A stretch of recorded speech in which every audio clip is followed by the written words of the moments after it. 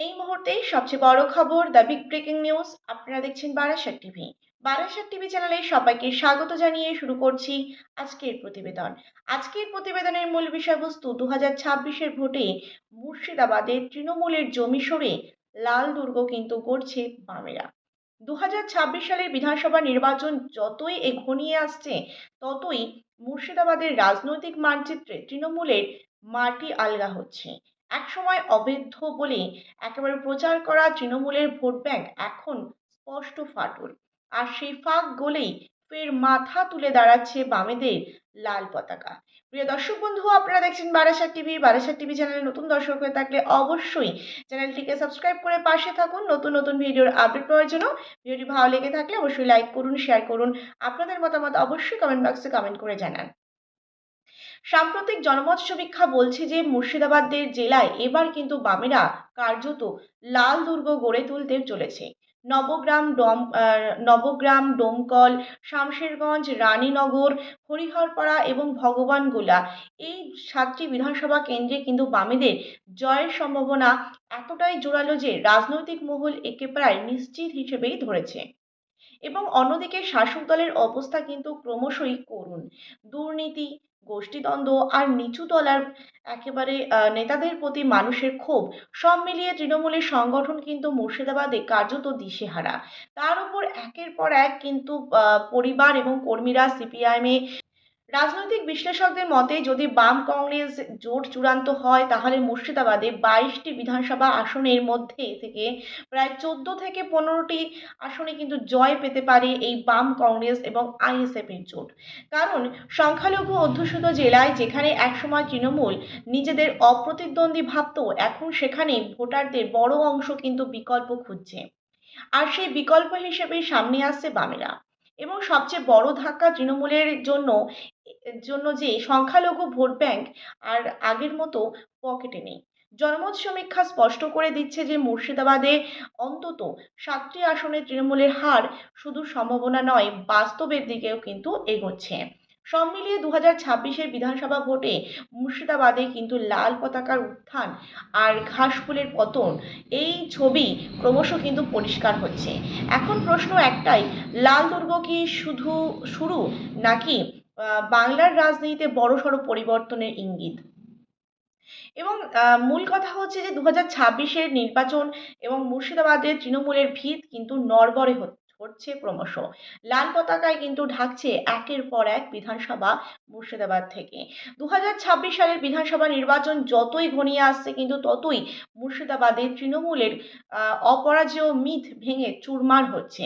যে জেলাকে একদিন শাসক দল নিজেদের নিশ্চিত ঘাঁটি বলে দাবি করত, এবার সেখানেই মুর্শিদাবাদে এখন ঘাসফুল ঝরে পড়ছে।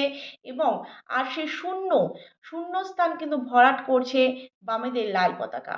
প্রিয় দর্শক বন্ধু, আপনারা দেখছেন বারাসাত টিভি। ভিডিওটি ভালো লেগে থাকলে অবশ্যই লাইক করুন, শেয়ার করুন। অবশ্যই আপনাদের মতামত কমেন্ট বক্সে কমেন্ট করে জানান। সাম্প্রতিক যে জনমত সমীক্ষা, এবং সেই জনমত সমীক্ষার স্পষ্ট ইঙ্গিত মিলছে যে মুর্শিদাবাদের নবগ্রাম, ডোমকল, শামশেরগঞ্জ, রানীনগর, হরিহরপাড়া এবং ভগবানগোলা, এই 7টি বিধানসভা কেন্দ্রে কিন্তু বামেদের কার্যত জয় নিশ্চিত দিকেই কিন্তু এগোচ্ছে। এবং রাজনৈতিক পর্যবেক্ষকদের মতে এই যে কেন্দ্রগুলিতে তৃণমূল এখন কিন্তু একেবারে ডিফেন্সে, আর বামেরা কিন্তু আক্রমণাত্মক মুডে মাঠ দখল কিন্তু করতে একেবারে প্রস্তুত, এক প্রকার বলাই যেতে পারে। এবং তৃণমূলের সমস্যা শুধু বিরোধী শক্তি নয়, তাদের আসল বিপদ কিন্তু নিজেদের ঘরের ভেতর। দুর্নীতি, একেবারে দুর্নীতির পাহাড়, নেতৃত্বের দম্ভ, কর্মীদের অবহেলা আর তৃণমূল নেতাদের মধ্যে অন্তর্দ্বন্দ্ব, সব মিলিয়ে মুর্শিদাবাদের শাসক দলের সংগঠন প্রায় ভেঙে পড়ার কিন্তু মুখে। আর এই প্রতিদিনই তৃণমূল ছেড়ে সিপিআইএমে যোগদান খবর কিন্তু শাসক দলের মাথা ব্যথা কিন্তু বাড়াচ্ছে। কারণ একের পর এক কিন্তু যোগদান দেখা যাচ্ছে মুর্শিদাবাদ থেকে তৃণমূল ছেড়ে সিপিআইএমে যোগদান। এবং অন্যদিকে বাম শিবিরে দেখা যাচ্ছে যে সম্পূর্ণ বিপরীত চিত্র। গ্রামে গ্রামে সংগঠন মজবুত হচ্ছে, যুব এবং ছাত্রদের অংশগ্রহণ বাড়ছে, এবং সংখ্যালঘু ভোটারদের মধ্যেও কিন্তু যে সংখ্যালঘু যে ভোটারদের মধ্যেও কিন্তু বামেদের প্রতি আস্থা ফেরার কিন্তু একটা স্পষ্ট লক্ষণ মিলছে। এবং একসময় যাদের শেষ হয়ে গেছে বলে প্রচার করা হতো, তারাই কিন্তু আজ মুর্শিদাবাদে রাজনৈতিক আলোচনার কিন্তু কেন্দ্রবিন্দুতে রয়েছে। এবং বিশ্লেষকদের দাবি, যদি বাম কংগ্রেস এবং আইএসএফের জোট বাস্তবে রূপ নেয় তাহলে কিন্তু মুর্শিদাবাদে 22টি বিধানসভা আসনের মধ্যে 14টি থেকে 15টি আসনে জয় পাওয়া কিন্তু একেবারে অসম্ভব নয়। কারণ বরং যে বর্তমান পরিস্থিতিতে সেই হিসাব অনেকটাই কিন্তু বাস্তবসম্মত বলেই মনে করছেন রাজনৈতিক মহল। এবং সবচেয়ে বড় ধাক্কা তৃণমূলের জন্য, সংখ্যালঘু ভোট ব্যাংক কিন্তু আগের মতো একতরফা নেই। ভরসার ভোট ব্যাংকে কিন্তু ফাটল ধরেছে, আর সেই ফাটল দিয়েই কিন্তু লাল পতাকা ঢুকে পড়েছে একের পর এক এলাকায়। এবং সব মিলিয়ে 2026 সালে যে বিধানসভা ভোট, সেই 2026 সালে যে ভোট ক্রমশ এগিয়েও আসছে, এবং মুর্শিদাবাদে তৃণমূলের জন্য লড়াইটা কিন্তু আর সহজ নয়। এবং আমরা দেখেছি যে 2024 সালের যে লোকসভা নির্বাচন, সেখানেও শাসক দলকে কিন্তু জোর টেক্কা একবারে হাড্ডাহাড্ডি লড়াই দিতে যেভাবে প্রস্তুত, একেবারে লড়াই যেভাবে হয়েছিল সেখানে বাম কংগ্রেসের জোট শাসক দলের বিরুদ্ধে, তার নিরিখে বলা যেতে পারে যে এবার কিন্তু একেবারে শাসক দলের থেকে কিন্তু মুখ ফেরাচ্ছে মুর্শিদাবাদের ভোটাররা বা জনগণ।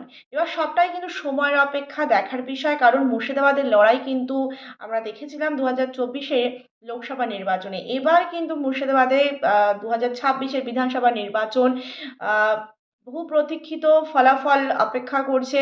কি হয়, মানুষের রায় কোন দিকে যায়।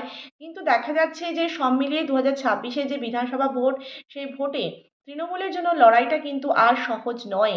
সেটা কিন্তু বুঝে গিয়েছিল 2024-এ লোকসভা নির্বাচনের শাসক দল তৃণমূল। তা কিন্তু আর বলার অপেক্ষা রাখে না। এবং লাল দুর্গ শুধু কিন্তু গড়ে উঠছে না, শাসক দলের পুরনো রাজনৈতিক প্রাসাদ ধীরে ধীরে কিন্তু ধসে পড়ার কিন্তু ইঙ্গিত মিলছে বর্তমানে। এখন সময় বলবে এই ধস কতটা গভীর হয়। সবটাই কিন্তু সময়ের অপেক্ষা। মানুষের রায় একেবারে প্রমাণ পাবে একেবারে ব্যালটে, ভোট বাক্সে। কিন্তু যে বর্তমান যে পরিস্থিতিতে রাজ্য জুড়ে যে ভোটের সময় যে প্রহসন, মানুষ নিজেদের গণতান্ত্রিক অধিকার প্রয়োগ করতে পারে না, একের পর কিন্তু এক ভোটের সময় থেকে দুর্নীতির অভিযোগ, এবং ভোট কেন্দ্রের মধ্যে যে অশান্তির পরিবেশ, আতঙ্কের সৃষ্টি করা, তাও কিন্তু আমরা দেখেছি গত প্রত্যেকটা নির্বাচনে। সুতরাং দেখা যাচ্ছে যে এই যে মুর্শিদাবাদে 22টি বিধানসভা নির্বাচন, 22টি বিধানসভা আসনের মধ্যে বাম কংগ্রেস এবং আইএসএফের জোট যদি সম্ভব হয়, বাস্তবে যদি রূপ নেয়, তাহলে কিন্তু 14 থেকে 15টি আসনে জয় পাওয়া একেবারে অসম্ভব নয় বলেই মনে করছেন রাজ্য রাজনৈতিক মহলের একাংশ। এবং বর্তমান পরিস্থিতিতে সেই হিসেব কিন্তু অনেকটাই বাস্তবসম্মত বলেই মনে করছেন রাজনৈতিক মহল। এবং দেখা যাচ্ছে সবচেয়ে বড় ধাক্কা তৃণমূলের জন্য, সংখ্যালঘু ভোট বাক্স কিন্তু আগের মতো একতরফা নেই এবং তৃণমূলের পকেটে নেই।